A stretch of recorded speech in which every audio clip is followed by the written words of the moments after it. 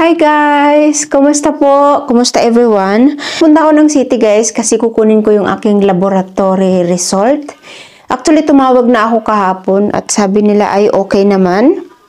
But, kailangan ko ng kailangan ko ng copy ng result na yon kasi yan I'm doing parang fasting. Kaya kailangan ko ma-monitor guys yung ating progress, no? 5 minutes past 3 ay lalabas na ako para maabutin ko yung aking bus. Mag-jacket na ako para ready na talaga, no? Actually, pwede namang hindi ko muna, bukas, pwede kong kunin bukas. Pahatid ako kay Habibi doon. Pero na, kasi para meron naman akong progress ngayon at makapaglakad. Actually, galing ako ng today, galing ako ng therapy. So, medyo nakapag, tayo, diba? Expose tayo sa araw today kasi medyo maganda din yung weather ngayong araw. And, nakapagpahangin, nakapaglakad. Pero yeah, labas na lang ako guys, kukunin ko siya. And, bukas ng madaling araw, darating po ang Habibi. Galing sa work. And, ewan ko kung kinagabihan ay aalis kami pampunta dun sa kanila. Kasi sa Saturday ay invited kami ni Ma'am She for dinner, kaming lahat. Kaya mag-prepare na ako guys, para wala na akong ma-left behind dito na mga dapat kong tapusin. Yun po ang ating ganap, wala. Wala pong ganap sa atin.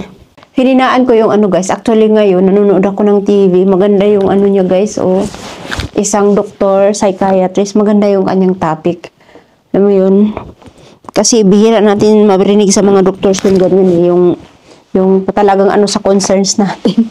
Alam niyo naman na diba, yung medical industry is parang hindi naman lahat pero yung iba is pera-pera na lang. Hindi ka sick ay walang mapapala yung doktor sa'yo. So, parang ganun, diba? Pero maganda yung guys, yung topic niya, Iba pa rin yung tayo guys, yung nagsasaliksik tayo, diba? Hindi yung na lang, follow the crowd na lang tayo kung na yung narinig natin, yun na kaagad. And napakalaking tulong po yung YouTube. Marami po tayong ma-follows na magagaling na doktor na, alam mo yung loyal sa kanilang, yung humanity nila is very, mataas. So, some of them they give up their yung kanilang pagiging, yung profession nila. They give up kasi hindi nila masikmura yung mga nangyayari na yung twisted ba na policy, ganun. So nangingibabaw sa kanila yung kanilang good heart or humanity nila. So they quit at doon sila they quit their profession tapos yun sila. Yung namuhay sila ng simple, payapa, tapos they are sharing their truth. Yun. And yun, mas guys, mas ma-educate tayo sa mga. For me, at least on my case, mas nai-educate ako sa mga ganung pina-follow na doktor kaysa sa yung doktor mo mismo. Kasi yung doktor mo mismo, wala Pag seconds ka lang talaga, 1 minute na for me, I think, 1 minute na, okay na, wala na. Hindi ka man tanungin ba kung ano ba yung mo, ano ba yung maitutulong sa mga ganun, wala. Dito, mas yung mahabang explanation sa video guys, na paramang, kung maswerte ka ay nandun yung mga sagot sa mga katanungan mo, they're sharing their truth, they're sharing the yung holistic approach sa mga mga iba't ibang karamdaman, diba? So maganda, napakaganda po ng topic niya, itong doktor na to. Ba siya? Ngayon ko lang din to siya na guys. Actually, ngayon ko lang din siya na nag-pop up yung channel niya. Ayan why these dietary interventions may make some people feel better. Insulin resistance reduces inflammations. Naman yung mga ganitong topic guys, reduces oxidative stress. Ito ba yung mga ganitong topic like metabolic sickness. Nasa atin yan guys. Nasa ano ba yung lifestyle natin. Masarap lumamon. At saka yung sabi nila, magda-diet ka. Life is too short. Yes. Kaya nga ako magda-diet because life is too short. Gusto ko yung short life ko na yun is happy ako. Yeah, lamon ka nga ng lamon and then after you eat, how you feel?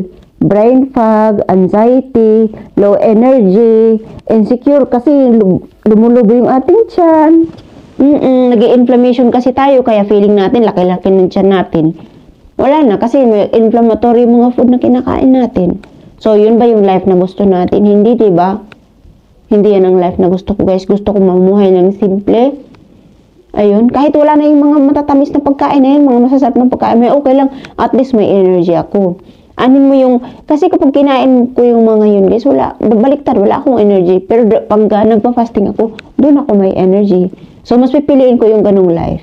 Yung, yeah, siguro, baka isipin ng iba, boring naman yan. Wala namang kasarap-sarap yung mga kinakain mo. Yeah, pero, ganun naman talaga, guys, eh. Kasi yung, hindi naman tayo, ewan ko lang, for me, yung kasi tayo, some people are, yung meron sila bang, like, lacking of themselves.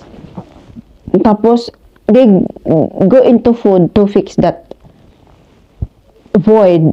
Alam mo yun? Quick fix ba? Yeah, you feel good kasi masarap yung kinain mo. Pero quick fix lang yan.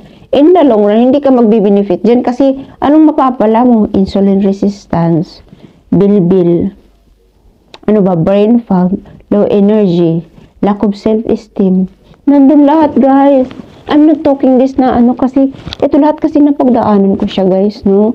Pagdaanan ko siya, at saka believe me, guys, yung mga nakikita natin na, lamon ng lamon dyan. Pero na lang siguro kung hindi pa sila umabot doon sa threshold ng kanilang, ng kanilang, kaya pa ng katawan nila, i-regulate yung mga sugary food na pinapasok nila. But, pag tayo tumagal na, lalo sa yung mga nag-iedad na tayo, wala na, hindi na kaya ng katawan natin, guys.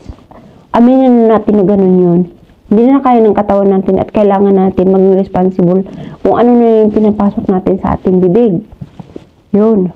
So, guys, lalabas na ako at ako'y naiiwan yung aking bus. Pakita ko lang po ang aking baby, Ang aking shy boy. Nagtakip. Nagtakip man ang shy boy. Hi! Ayaw man lang dumilat si shy boy, Hayaan na natin. Lang tong aking TV. Balikan ko to mamaya yung aking pinapanood. Di pa kasi tapos Maganda yung Alam mo ba, guys, minsan, sa ganda ng mga information na nakukuha ko dito. Parang nagbi-binge watching na ako ng kanilang yung from one topic to another. Ang ganda naman kasi marami tayong matutunan, di ba? Waiting for the bus. Waiting for the bus po. Ito po yung aming bus stop dito sa malapit. Nakasalubong yung aking kapitbahay. Sabi niya, pag nakapasok ka dun sa sa Home for the Aged, kung sabihin na magkapitbahay tayo. Bikoon naman. Platz der Deutschen Einheit. Platz der Deutschen Einheit. Hi. Hello, bahay na po. Bahay na. Oops. And budol is real. Nabudol na naman si Lorena. So, bango guys ng aking lasagna. Tingnan ko lang guys kung luto na. Luto na guys. Inano ko na siya. Actually, inoff ko na siya. Pero hinayaan ko lang muna para tuloy-tuloy siya na lutong-luto sa ilalim. So, kakain tayo, no? Ito, kailangan ko itong i-unload. Pina-under ko to kagabi. Dito yung girls kagahapon, guys. Naglaro kami ng bingo. So, yeah. Enjoy kami lahat. Oo, nalo na naman si Ate Lourdes. Wala kaming panama. Pag si Ate Lourdes kalaban namin sa bingo, laging nananalo si Ate Lourdes. Ano ba yan? Tinidor. And, dito ko na ilagay yung aking pagkain. Ayan. And gusto kong anuhan siya guys kasi very high fat po itong ating kakainin. And para hindi tayo maumay dahil high fat yung kakainin, meron po ako nitong meron akong pickles po dito. Isa side dish po. So, which is perfect. Yun talaga yung ating goal. Itong aking oven. para na siyang ano guys, wala na siyang control kasi kahit na mahina, 150 nga lang yun eh, parang feeling ko naka-high na siya. Hindi na nagpa-function masyado itong kanyang ano ba, yung kanyang switch ba, kahit ano mo, like ano na lang, on and off na lang yung kanyang function. Hindi mo na makontrol yung kanyang heat. Yun, parang feeling ko ganun. So, kain tayo.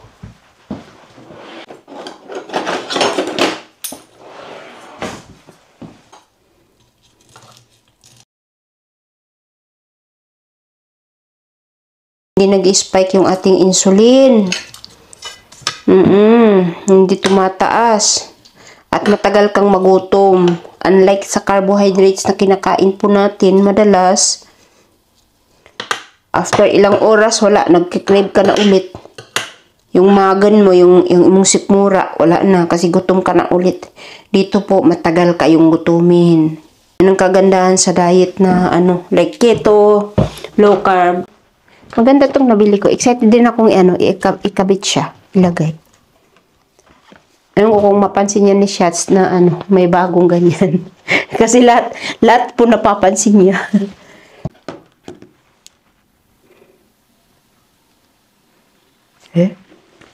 Dumi naman. Kain my love. Kain po tayo mga guys.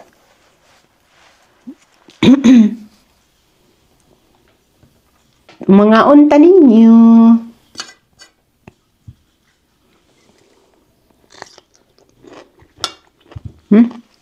Ang asim.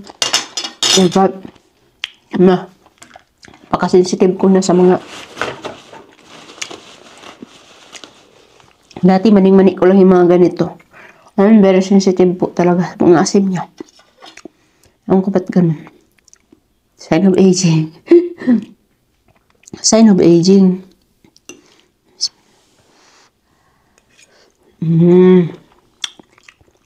Sarap.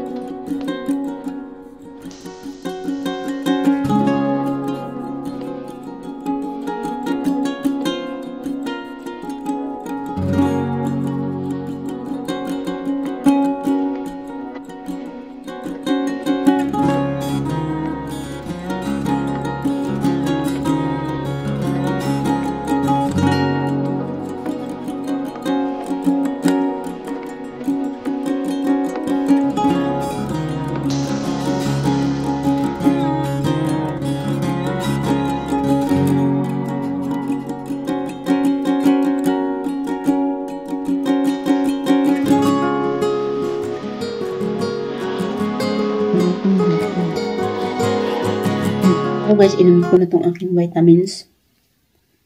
Ayan po, lahat yan.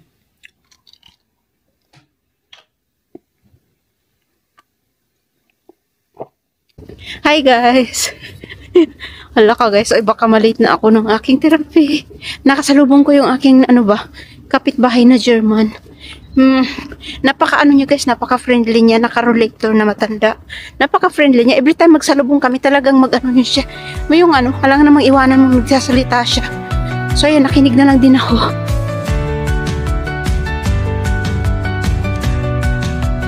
Love you! Ay. Di na ako guys nagdala ng backpack ko eh. Huwag na lang siguro mamili.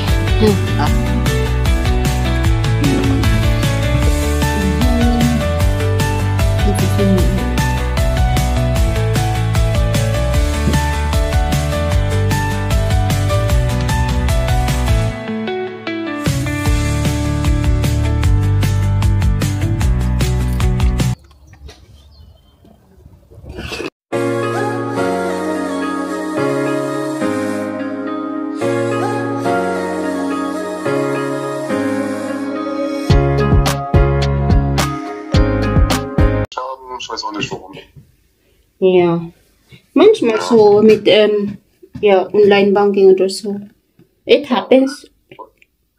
Ja, ich habe mit Niklas schon gesprochen, er freut sich. Mit dem muss ich noch telefonieren. Oh my God! We're going there! Also schön nach Freiburg. Hallo. My love, I'm happy. Ja, in der Schweiz bist du noch nicht gewesen, ne? Nein, gar nichts. Gar nichts. That's my dream. Ja. Schatzi, sehen wir diese Bergen in Switzerland? Maybe. Ja, ich glaube, da musst du ein bisschen weiterfahren. Basel ist so ein bisschen flach. Punta tayo sa baba. Kanina pa yung ano ko guys, oy laundry, alas 4 na tuloy. Alas 4 na tuloy, hindi ko pa nakukuha na sasampay. So magsasampay po tayo. Ay, dalhin ko yung aking lalagyan. Wait lang po, kukunin ko lang. So, may tupiin na naman. Uy, busy ba ako this week kasi sasama ako ni Ma'am Shi. Magka-carnival daw kami. Punta kami ngayong this week. No, next week. Next week, I mean. Okay, ula. Ito muna itong aking sulat from health insurance, guys. Uy. Sulat from health insurance. Ano mo kaya ito? Ito yung pakita ko yung kay Habibi. Hindi ko siya maintindihan. Sige, mamaya. Punta natin at magsampay. Ba yan? Gusto ko pa sanang pumunta guys ng grocery. Time check 4 o'clock. Gusto ko bago kasi bukas baka busy ako bukas itong pumunta ng city bukas. Kasi yun. Ayan, let's go. Ayan, tapos na yung ating laundry. Oops, sala, ayun.